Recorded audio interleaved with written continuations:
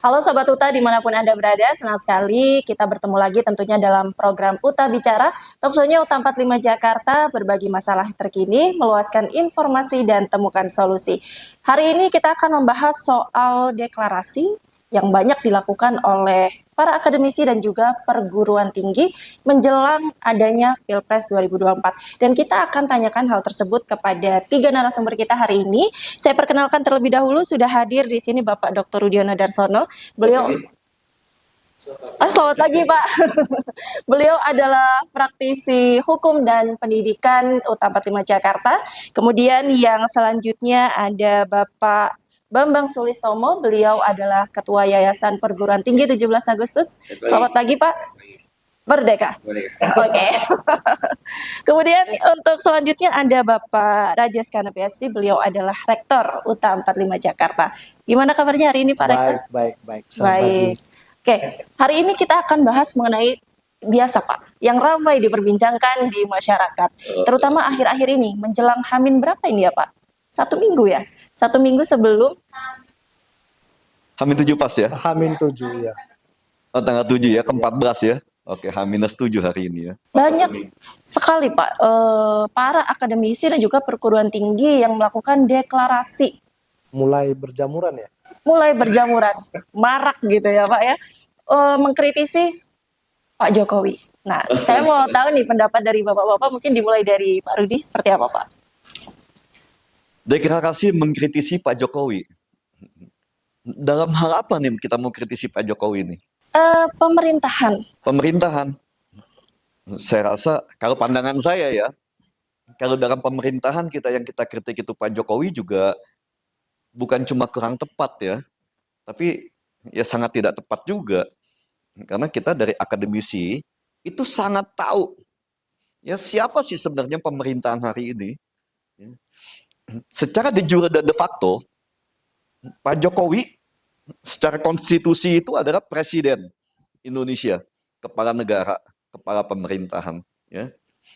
Tapi praktek di lapangan itu, Pak Jokowi hanyalah seorang petugas partai, dan ini nggak bisa disangkal.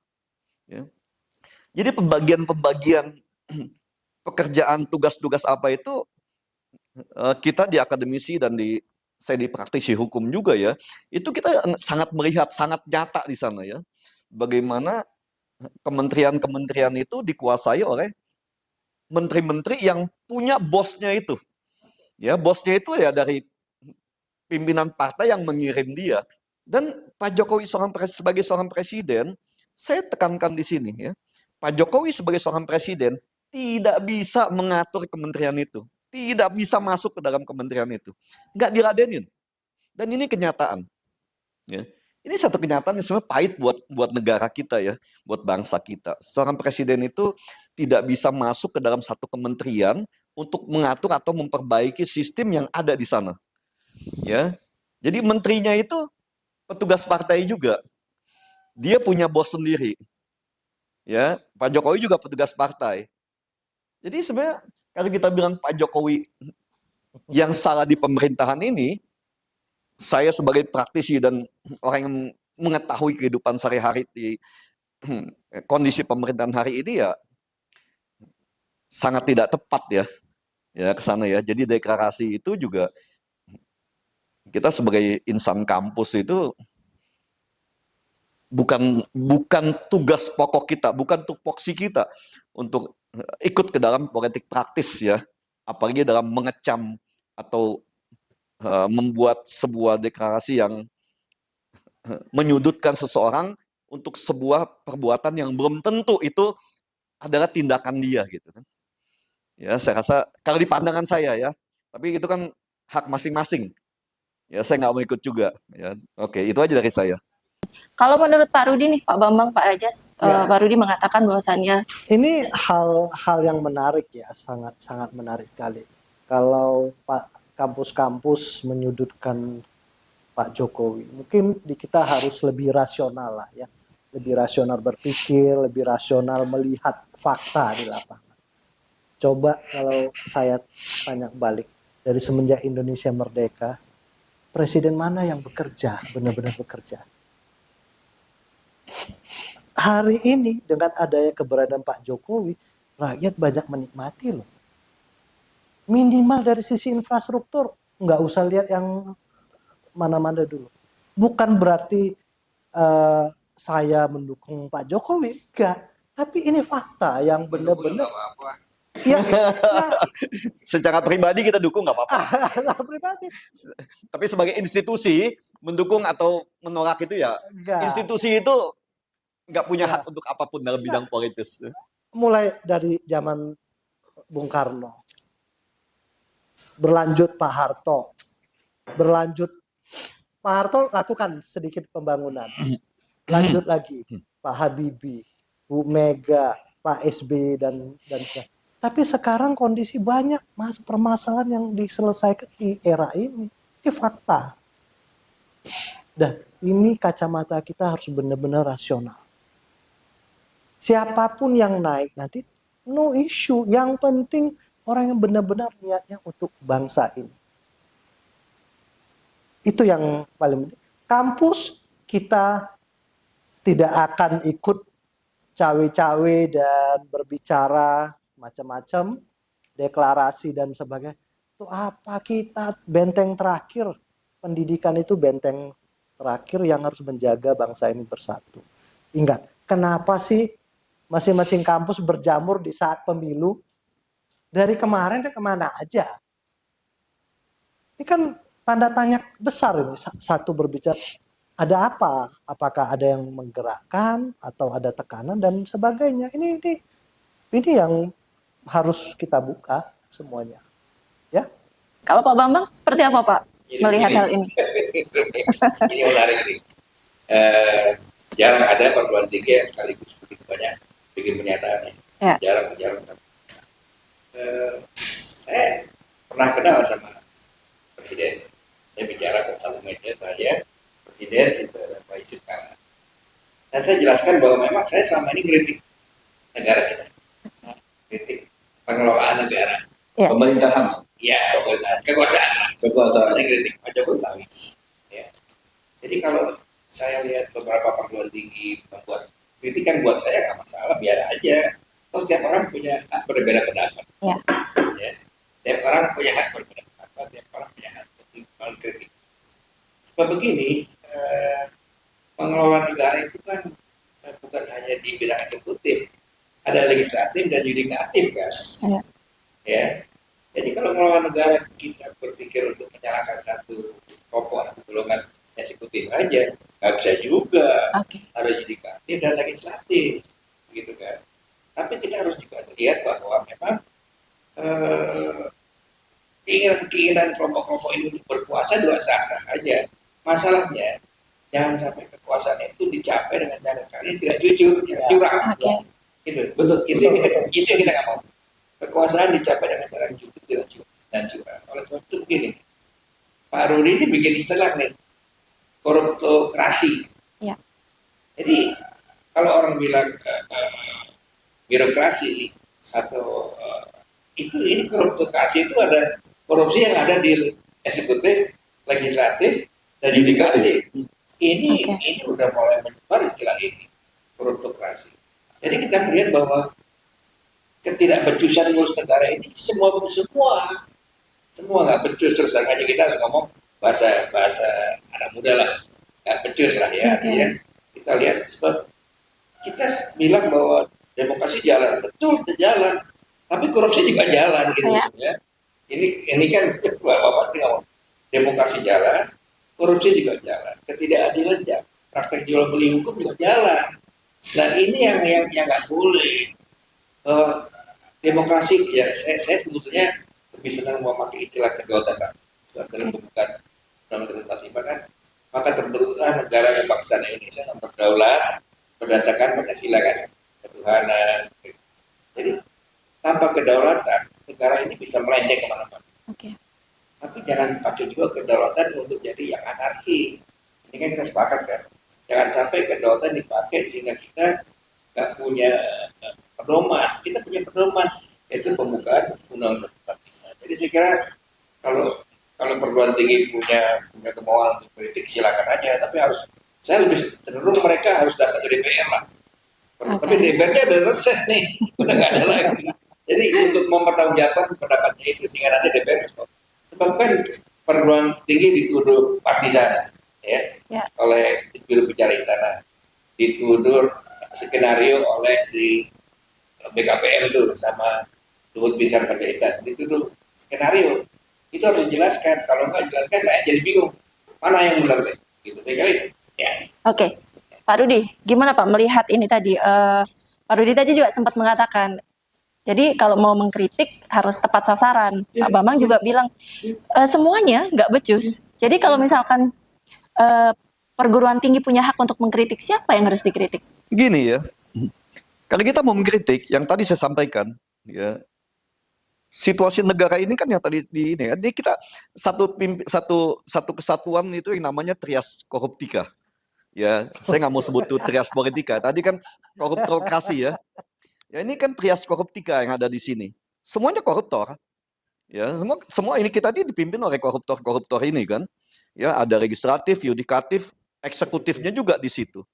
Ini yang membuat bangsa kita nggak pernah bisa maju dan berpikir tentang selalu dagang. Jadi pemerintahan kita hanya berpikir dengan dagang di semua sisi. Dagang kekuasaan, dagang hukum, dagang ilmu, ya, dagang kesehatan, semua jadi barang dagangan. Dan itu kita selalu sampaikan ya, kalau kayak kampus-kampus itu, kalau mengkritik sesuatu itu nggak ada masalah, itu sah-sah saja. Tapi bukan kampusnya, karena kampus itu bukan objek untuk bisa melakukan sebuah kegiatan apapun. Ya, masalah di situ ada guru besar apa semua segala macam yang melakukan kritikannya itu. Saya ingin sama-sama bukan kita nggak diajak, kita ditelepon, ya kita dikirimi surat, sampai kita bukan cuma diancam ya, memang sudah ini juga kita sudah ditekan juga oleh salah satu petinggi PDIP ya untuk kita mau diatur sama mereka. Ini saya buka ini kan. Kita ditekan supaya kita bisa diatur. Sampai kita tidak bisa melakukan ini dan itu. Tapi kita sebagai orang kampus, di sini kan kita nggak punya kepentingan pribadi. Ya nggak ada kepentingan dalam pendidikan ini kita untuk kepentingan pribadi, apalagi sebuah universitas kebangsaan ya. Universitas nasionalis ini yang namanya Universitas 17 Agustus 1945 Jakarta ya. Kita bukan dagang pendidikan, dagang ilmu di sini. Kita bagaimana mencerdaskan bangsa. Jadi ya kita sampaikan dengan tegas bahwa kita kampus kita tidak mau ikut dalam kegiatan-kegiatan politis praktis untuk mengecam seseorang yang kita sangat jelas kita tidak melihat kesalahan itu ada pada pribadinya Pak Jokowi. Ya. Yang saya sampaikan, mungkin Pak Jokowi nggak bisa kerja betul. Saya tegaskan di sini ya. Ya, dari pertama saya sampaikan, Pak Jokowi nggak bisa kerja. Kenapa? Karena dia cuma petugas partai. Cuma seorang petugas. Ya. Dan banyak petugas-petugas lain yang sama-sama cawe-cawe di dalam pemerintahan ini. Ada legislatif, yang tadi disampaikan Pak Bambang. Ada yudikatifnya, bagian hukum yang semua dagang. Dan semua dipegang oleh petugas-petugas partai yang lain. Yang derajatnya ya sama gitu dengan Pak Jokowi sebagai seorang presiden. Ingat gak yang kita kemarin demo ya dalam dugaan korupsi di Kementerian Kesehatan tentang pendidikan spesialisasi apoteker ya, profesi apoteker yang kemarin yang sampai kita protes, kita ajukan gugatan ke pengadilan semua ya. Di situ sangat jelas Pak Jokowi nggak bisa masuk ke situ. Nggak bisa masuk. Pak Jokowi tidak bisa masuk membenahi sebuah situasi yang kita tahu ada dugaan korupsi besar di sana. Triliunan korupsi di sana. Kita buka semua, kita berikan data. Petugas hukum, kita jangan berharap. Karena uang mafia ini kan jauh lebih besar dari kita. Kita ini apa sih?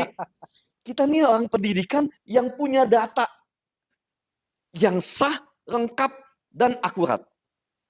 Tapi hukum Indonesia itu bukan tentang data, tentang logistik. Ya, hukum kita itu tentang logistik dan koneksi kekuasaan.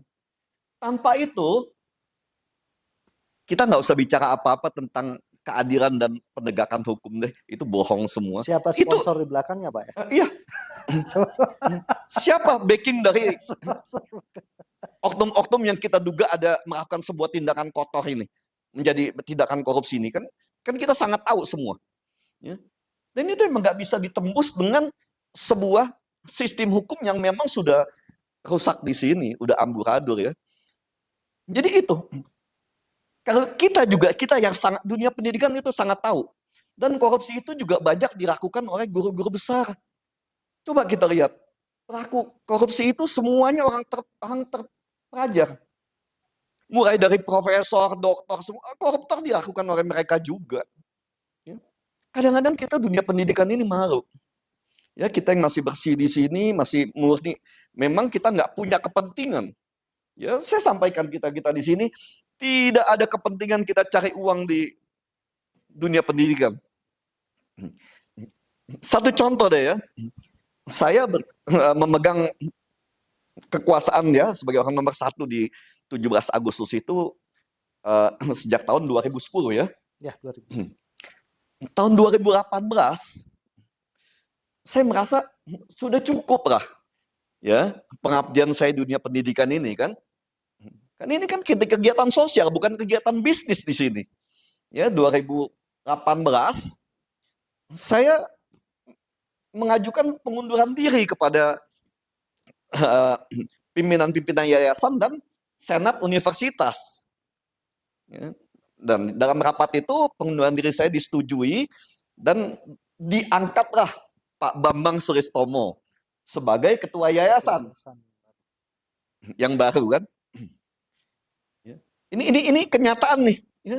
Bagaimana kuatnya partai, keinginan partai-partai politik untuk menguasai kampus, ya, mengambil kantong-kantong suara dari mahasiswa dan insan akademisi, ya di kampus ya. Tapi 2018 itu pengunduran diri saya, ini kita mau mundur, yang katanya kan, oh ini dunia pendidikan bisnis besar ini itu enggak. Saya mau mundur, saya nggak bisa mundur. Saya hanya boleh mundur kalau penggantinya itu salah satu petinggi dari PDIP. Dan itu disampaikan oleh Ahmad Basarah dan Dirjen Kumham Cahyo. Dirjen AHU, iya. Dirjen AHU. Jadi saya nggak bisa mundur kalau penggantinya itu bukan dari PDIP. Ya, Ahmad Basarah itu wakil ketua MPR. Ya, dari PDIP itu kan. Itu.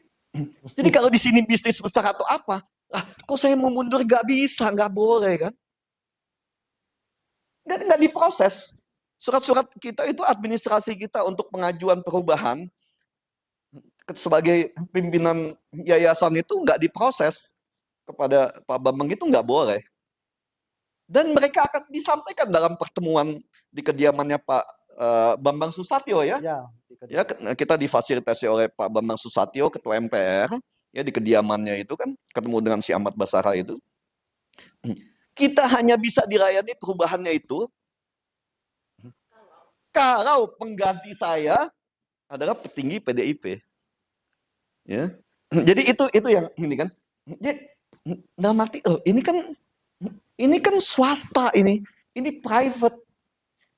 Apa urusannya partai politik menggunakan kekuasaannya mengatur satu departemen Kemenkumham ini kan tentang proses perubahan akte semua segala macam kepengurusan sebuah badan hukum itu ada di Direktorat Jenderal Administrasi Hukum Umum, ya Ditjen AHU di bawah Dirjen AHU itu kan Cahyo itu kan. Seorang petinggi PDIP, wakil ketua MPR memanggil atau meminta, saya nggak tahu itu, Dirjen AHU untuk tidak memproses perubahan kepengurusan ya, Yayasan 17 Agustus. Kalau penggantinya itu bukan dari PDIP. Kan ya sangat jelas ini kan. Ya sama seperti kita deklarasi, kita ditelepon sana sini, dikirimin surat. ya Pak Rektor sampaikan dengan tegas, ya mau tekanan apapun, nyatakan bahwa 17 Agustus Jakarta itu tidak akan terlibat kegiatan politik. Karena tupoksi kampus kita ini, kampus Merah Putih kebangsaan, bukan kampus partai ini ya, merahnya ini ya, bukan ya. Bahwa tugas kita adalah mendidik generasi muda dengan baik dan benar. Mereka belajar politik di kampus, iya, tapi bukan melakukan politik praktis. Apalagi para dosen dan petinggi kampus, itu saya tegaskan benar. Ya.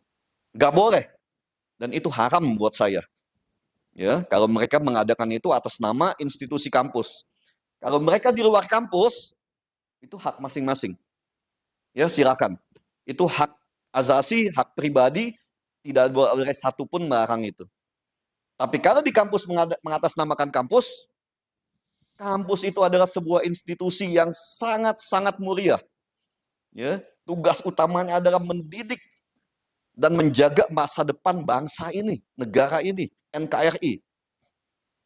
Bukan ikut cawe-cawe politik praktis yang bisa membuat perpecahan. Dan tadi sampaikan, kenapa Jokowi, kenapa Pak Jokowi di situ atau presiden yang di dalam narasinya itu disudutkan. Pemerintahan ini tadi trias koruptika. Ya, ada legislatif, yudikatif, eksekutif. Nah, apakah mungkin kesalahan ini dipegang oleh salah satu pihak? Enggak mungkin. Ini trias koruptika satu kesatuan yang memang menjalankan sistem pemerintahan di negeri ini hari ini. Itu aja dari saya deh. Apa tuh? Mohon izin saya tambahkan dikit, itu bukan Ahmad Basar, termasuk Komisi 10 dari fraksi PDIP ikut terlibat di dalam menghambat proses pengurusan Universitas 17 Agustus. Di Komisi 10 juga. Ada. Oke, berarti sampai sekarang partai ini masih terus. Oh iya. Ini Pak. Menghambat dan menekan. Apakah termasuk juga menelpon Pak Rajas untuk ikut serta supaya dimudahkan? Kaki tangannya ya. Kaki tangannya. Kaki tangannya ya. Ya nggak petingginya langsung memang. Ya, jadi teleponnya itu dari satu yang memang sudah dikuasai oleh mereka untuk kita ikut. Ya. Sampai kita bilang, Pak, Bapak dukung PDIP ya, kita urusin. Dari satu kampus, ya, telepon kepada Pak Rektor itu menyampaikan langsung bahwa, oke Pak, kita bantu pengurusannya ya, tapi Bapak dukung PDIP ya. Itu kompensasinya. Gimana Pak Rajas menghandle? Ya, secara prinsip kan di kita harus berkolaboratif lah dengan semua. Tapi memang ada titipan-titipan yang sudah tahu kita dihambat, sudah tahu kita bermasalah, tapi titipan-titipan itu ada deal-deal politik di dalam. Ada deal-deal yang sebenarnya itu tidak sesuai dengan asasnya Tridharma perguruan tinggi. Makanya saya selalu berdiskusi dengan yayasan ini bagaimana sikap kita. Memang kalau perguruan tinggi, kalau kita udah berbicara Tridharma, tugas kita mencerdaskan anak bangsa. Kalau anak bangsa ini yang nanti sudah lulus, sudah cerdas, sudah bekerja jadi orang politik yang brengsek, nah ini harus kita jewer. Ini yang permasalahan muter-muter ini orang-orang intelek semua. Yang tadi disampaikan oleh Pak Rudi itu betul. Mereka dapat ilmu, mereka dapat pengetahuan, harusnya membantu bangsa ini, bukan menghancurkan negara ini. Ujung-ujungnya nanti saling ribut dan negara ini dijual satu-satu nanti. Ujungnya itu. Mereka sekolah, jadi orang pintar, dan terakhir jadi koruptor juga di negeri ini. Minteri rakyat yang lain yang bodoh-bodoh.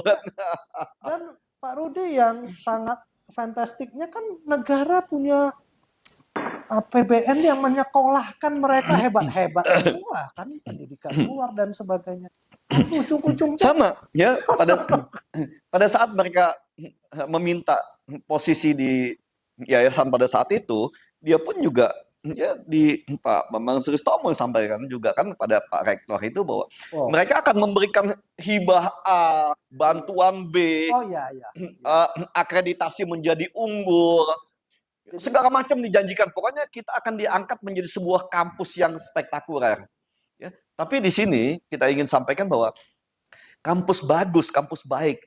Kalau moralnya nggak bagus juga, kita nggak bisa melakukan pendidikan atau menyiapkan generasi muda untuk menjadi pemimpin-pemimpin yang bermoral, beretika. Ya, jika kita ngomong etika, itu kan dari sekolah. Ya, kalau sekolahnya aja udah nggak beretika, bagaimana nanti lulusannya punya etika? Nah ini, ya. Jadi kita kampus adalah menyiapkan orang-orang yang punya attitude, beretika, berintegritas, dan yang pasti mempunyai moral yang baik kan. satu lagi, Pak Rudi, ada satu statement yang mengganjel di saya. Pak Bambang Sulistomo nggak layak untuk jadi ketua yayasan. Seorang putra Bung Tomo Tomo. dianggap tidak nasionalis Ya, dan tidak layak memimpin perguruan tinggi 17 Agustus ini untuk menggantikan saya kan. Berarti saya lebih nasionalis loh, Pak. Gimana Pak Bambang? Jadi begini, sebetulnya kita itu bisa saja berteman dengan semua kekuatan politik. PDIP, PKB, PKS, PAN, Golkar, semuanya kita bisa berteman. Asalkan mereka lebih mementingkan kepentingan negara daripada kepentingan golongan pada bidang pendidikan. Ya. Sebab kalau pendidikan itu dimasuki oleh kekuatan politik, itu ada kepentingan. Kan setiap golongan politik masih punya kepentingan. Nah, kepentingan itulah yang tidak bisa kita kontrol, bahwa itu lebih mementingkan kepentingan negara daripada kepentingan golongan. Nah, kalau kita nggak bisa kontrol, repot juga. Nanti pengangkatan guru besar harus lewat kepentingan politik, ya, kemudian Harus bayar. akreditasi kepentingan politik. Ini merepotkan. Nah, kita ingin bahwa perguruan tinggi itu bebas dari kepentingan politik seperti itu. Kita hanya bicara soal kepentingan negara. Sebab kita akan mencetak, kalau bisa mahasiswa itu ya mengutamakan kepentingan negara daripada kepentingan golongan-golongan. Kalau enggak, setiap mahasiswa itu repot juga. Sebab begini, saudara. Sebab kita kan sudah punya dasar negara yang memang kita percaya betul dalam pembukaan Undang-Undang 45. Di situ aja, kalau bangsa ini menjalankan pembukaan itu dengan benar, jangankan kita korupsi, bohongnya takut, bohong antar kekuatan politik takut. Tapi sekarang kan bohong antar kekuatan politik, kepalsuan, kebohongan itu berjalan dengan lancar-lancar aja meskipun ada demokrasi. Berarti memang demokrasi itu hanya slogan, demokrasi itu hanya prosedural yang hanya dipakai seremonial. Jadi ya, tapi semua jalan, penindasan jalan, ancaman-ancaman kebebasan pada pendapat juga jalan, semua jalan meskipun katanya ada demokrasi. Nah itu kita nggak mau. Kita mau kampus bebas dari itu, dan kita akan mencetak mahasiswa yang memang lebih mencintai negara ini daripada mencintai golongan-golongan negara ini. Ya. Oke.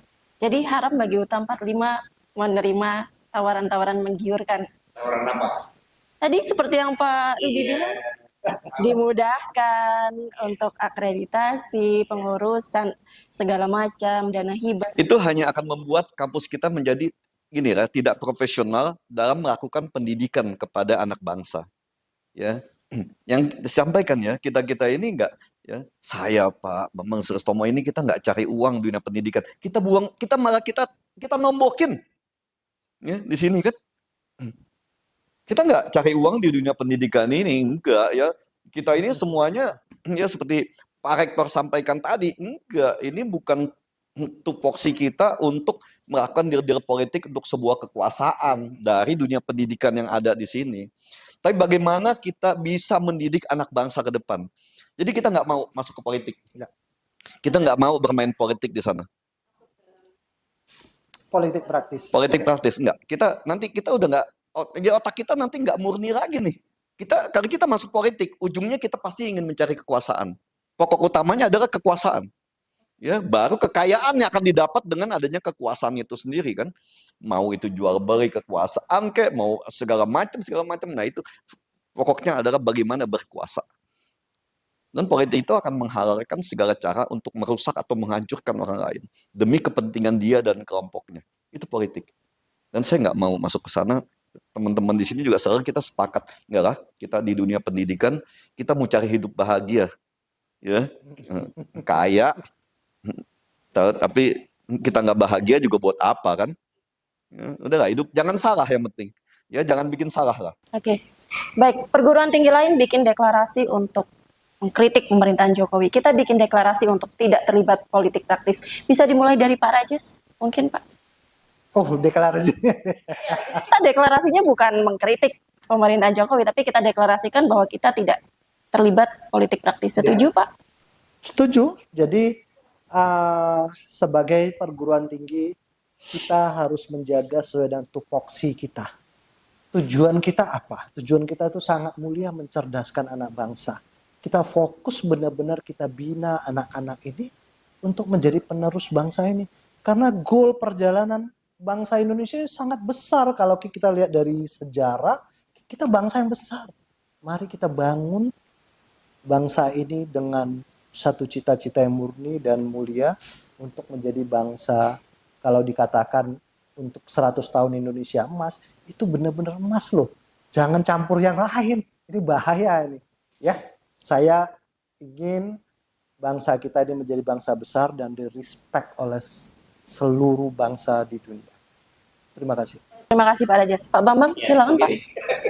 Jadi kita memang tidak ingin terlibat dalam politik praktis. Tapi politik kita adalah politik kebangsaan dan kenegaraan. Oke. Dasarnya apa? Konstitusi, Pancasila. Sebab kalau kita bicara politik kenegaraan kebangsaan dengan dasar konstitusi Pancasila, kita mungkin lebih radikal revolusioner daripada pernyataan-pernyataan mereka itu. Karena kita melihat Pancasila dan Undang-Undang Dasar ini tidak diamalkan dengan benar. Kita melihat itu. Siapapun dari itu yang Trias koruptika. Koruptokrasi itu melanggar Undang-Undang Dasar dan Pancasila. Pendapat kita lebih keras daripada mereka karena kita lihat skopnya lebih luas pelanggaran ini. Jadi kita nggak mau terlibat politik praktis seperti itu. Kita mau politik kenegaraan dan negarawan, ya, kebangsaan dan negarawan. Lebih luas sikapnya dan kita lebih konsisten lah daripada mereka. Silakan aja mereka bikin, kita juga bikin seperti itu. Oke, baik. Terima kasih Pak Bambang. Untuk penutup Pak Rudi, silakan. Oke, deklarasi saya ya, deklarasi saya. Jadi saya mendeklarasikan bahwa 17 Agustus meminta kepada Pak Jokowi, DPR, Pak Jokowi sebagai kepala di pemerintahan dan negara ini ya, kepada pimpinan-pimpinan DPR semuanya, kepada bidang yudikatif, untuk menjalankan Pancasila dan Undang-Undang Dasar 1945 secara baik dan benar untuk mensejahterakan dan mempersatukan bangsa ini. Yang paling utama itu memberikan keadilan dan menjalankan hukum untuk kemaslahatan bangsa. Saya minta itu. Ya, saya minta dengan sangat dunia pendidikan 17 Agustus ini, ayo kita cerdaskan bangsa, cerdaskan generasi muda, meminta kepada trias politika, ya. Kalau trias koruptika kan nggak mungkin kita bisa minta. Ya. Kita anggap ini mereka masih manusia-manusia yang punya akar waras lah ya. Ayo kita jalankan Pancasila secara baik dan benar dan Undang-Undang Dasar 1945 Jakarta untuk memberikan kesejahteraan, keadilan, ya, kepada seluruh rakyat Indonesia. Itu dari saya. Terima kasih banyak Pak Rudi, Pak Rajes, dan juga Pak Bambang. Semoga perbincangan kita hari ini bisa menjadi jawaban bagi yang suka nanya. Kapan nih UTA 45 Jakarta? Sudah ditegaskan oleh UTA 45 Jakarta tidak terlibat politik praktis. Kita tidak akan terlibat politik praktis. Terima kasih Pak Rudi, Pak Rajes, Pak Bambang atas waktunya. Sobat UTA, senang sekali kita sudah berada di penghujung acara. Kita pamit dan sampai jumpa lagi di perbincangan-perbincangan menarik selanjutnya. Talkshow UTA 45 Jakarta, berbagi masalah terkini, meluaskan informasi, dan temukan solusi. Sampai jumpa. Merdeka.